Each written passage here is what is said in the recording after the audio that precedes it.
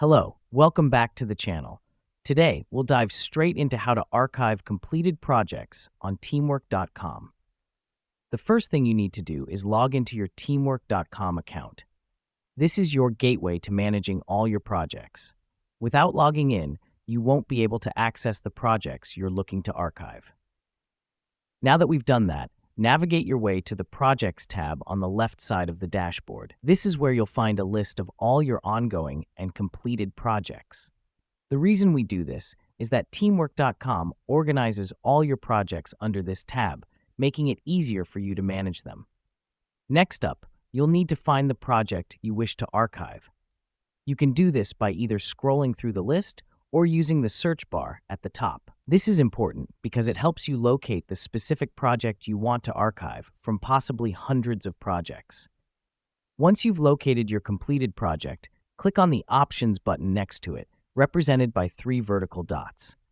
This helps us because it takes us directly to the settings for that specific project. In the drop-down menu, you'll see Archive.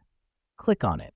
What's happening behind the scenes when you do this is that Teamwork.com is moving your project from the active list to the archive list.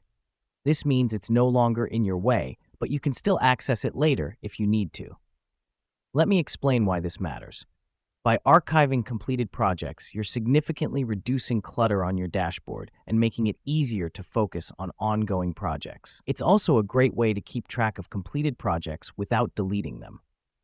Now that we've archived our project, remember you can access your archive projects anytime under the Archive tab in the Projects section. They are not gone, they're just neatly tucked away.